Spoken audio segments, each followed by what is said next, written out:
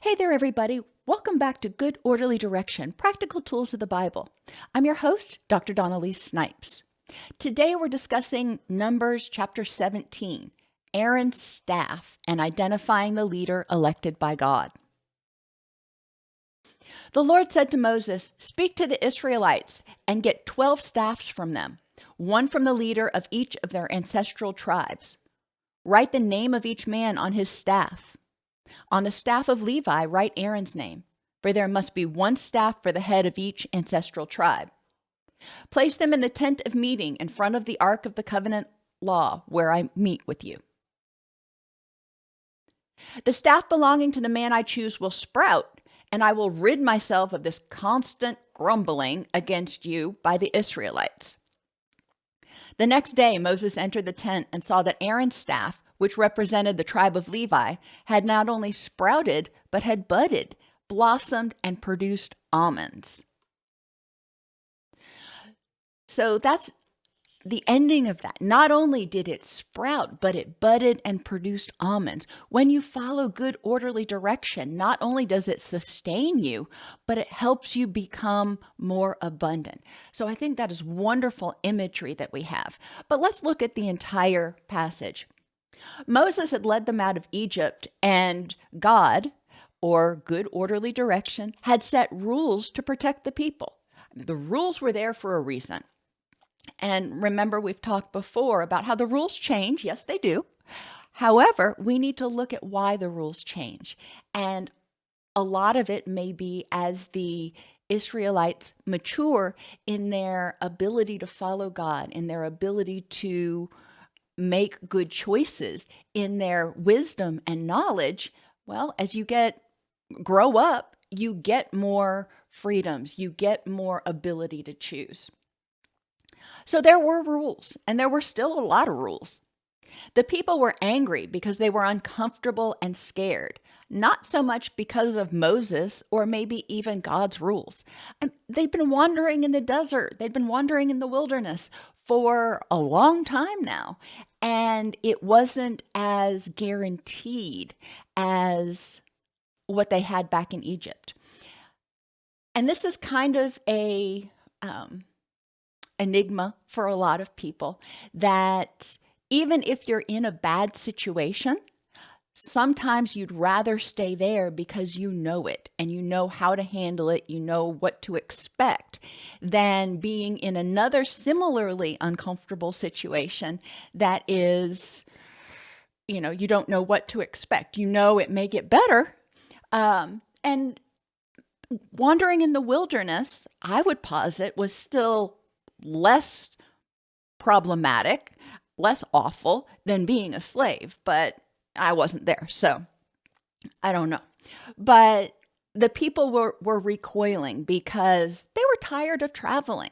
They wanted to set down roots, and they missed having food available to them. They missed having some of the luxuries, if you will, that they had in Egypt. And I know you're like, I thought they were slaves. Luxuries? Well, at this point, a stable house would be a luxury.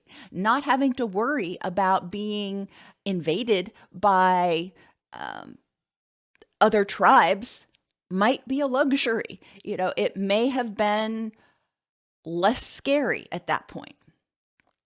Moses grew up in an Egyptian palace, likely being groomed for a strategic office. He grew up the adopted son of the Egyptian princess. The Israelites had all been enslaved and followed orders their entire lives. What would have happened to the Israelites if they had overthrown Moses? Now, this is really important. There had to be a hard line set in the sand, as they say, that helped the Israelites recognize this is God's will. This is good orderly direction. This makes sense. It's the wise thing to do, however you want to say it, to keep moving forward. If the Israelites had overthrown Moses, wow, imagine what that would be. They didn't want Moses. Some said that they could do it better. Some wished they could go back to Egypt. Well, let's think about what that would look like. Would they have been more comfortable and less anxious? Think about what happens when a household suddenly loses its head, suddenly loses its leader. Then everybody has to jockey to figure out who's going to be in the leadership position. And if nobody takes a leadership position, it eventually kind of crumbles because people kind of start doing their own thing and they don't work together, especially now, back in this time, where there wasn't automation, where there wasn't grocery stores. It was important that people were able to work together. And Moses, his job was not only to lead the people to the promised land, but also to keep them together and help them learn how to create heaven on earth, help them learn how to be loving, help them learn how to create a community and work together. And sometimes they didn't like this. They didn't like being uncomfortable. And I think we can all think back to times in our lives where we were uncomfortable for some reason. For one reason or another, it was like, oh, I'm really unhappy with this position right now. However, I want to achieve the end goal, so I will tolerate the distress. And that's what the people are not doing right now. They're not saying, I see the light at the end of the tunnel. I see hope. And yes, I see how that is better. So I will tolerate the distress. And maybe I'll look around and be grateful for what I have. I'm not getting beaten. I'm not having to work ridiculous hours and try to produce ridiculous amounts of product. I'm able to spend more time with my family. There are a lot of things that they actually do have going for them at this point, and they are failing to look at that. So Moses is in this precarious position, trying to keep everybody together, trying to reduce the grumbling and help them focus on gratitude, and not being able to give them what they want right now. And I get it. This isn't like it's been only going on for a week or a month. This has been years that they've been enduring this transition. But transitions, especially transitions as large as a community, as large as a culture, take time. Did the people even have the skills to lead the community? I would argue probably not. None of them had ever been in a leadership position before. Moses had been groomed for that. Moses actually had the skills and tools to make it happen. If they were unhappy, why didn't they just leave? Did it occur to them? And we see a lot of hubbub around the elections every 4 years in the United States where somebody's party loses and they're like, well, I'm not going to stay here anymore. I'm going to move to another country. But then they never do.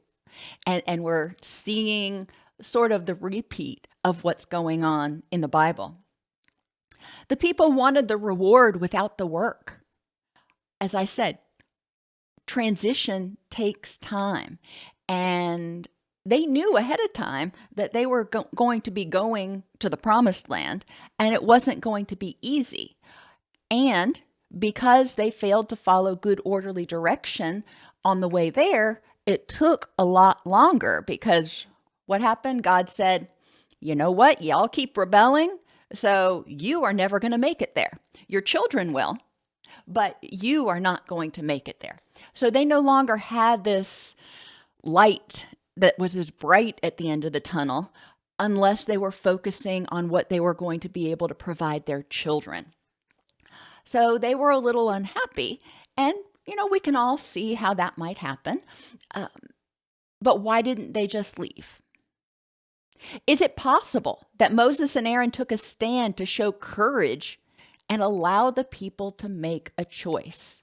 That staff budded, sprouted, and produced fruit.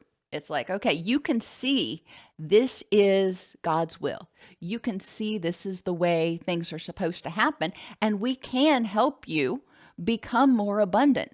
Heck, you're already more abundant than you probably were as slaves in Egypt. But I digress. The Lord said to Moses, "Put back Aaron's staff in front of the ark of the covenant law as a sign to the rebellious. This will put an end to their grumbling against me so that they will not die." All right. God was fed up with it at this point, and he doesn't want them grumbling anymore. And how are they going to die? Well, there's two ways. They can offend God, and we know that God can open up the earth and swallow them, or they can leave. And if they're grumbling and they're not following Moses's guide, not following Moses's lead, they are likely going to be at risk of being excommunicated, or if they choose to leave, then they're going to be on their own and they're going to be vulnerable. Moses did just as the Lord commanded him. The Israelites trembled in fear. God told Moses to make a reminder for the people. If they followed them, Moses and Aaron, they would be able to blossom and not die. And we need reminders. We need to start our day every day with reminders. As humans, we've got very short attention spans. Let's face it, and it's getting shorter and shorter with technology. And it's important for us to ground ourselves every morning and remind ourselves, why am I doing this? And what is God's will? What is the loving action? People need a regular reminder of the benefits of following a leader. And yes, it can suck sometimes because, and I know, I said it, because you may have to do things that you disagree with.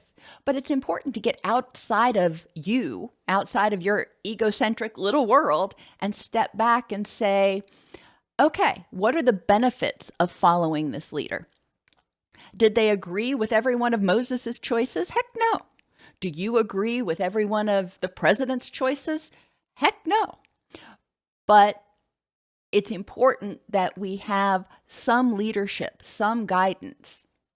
When things are uncomfortable or too comfortable, it can be easy to focus on what is wrong or what you wish were different. And I know, too comfortable. What's up with that? But think about it. Back when you were a kid living in your parents' house and you had it pretty good, roof over your head, food in your belly, you were safe. That was comfortable. But as a kid, you were probably going, I can't wait till I can be a grown-up and I can set my own rules. When things are too easy, just as when things are too difficult, we can focus on what we don't like.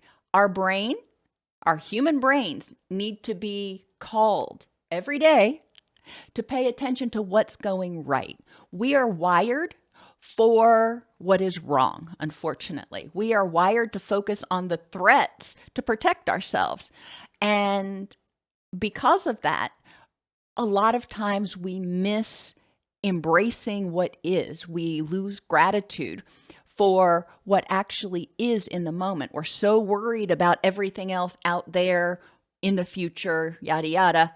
We're not recognizing what we actually have. How do physical reminders help you stay mindful of the benefits of your current choices? I know some people who are in recovery will keep their chips with them at all times. How does that help them stay mindful of the benefits of their choices? Some people will wear a crucifix. Some people will have a picture, their vision board of their rich and meaningful life. But those are all physical reminders that are there that say, these are the reasons you're making the hard choices and sometimes enduring discomfort.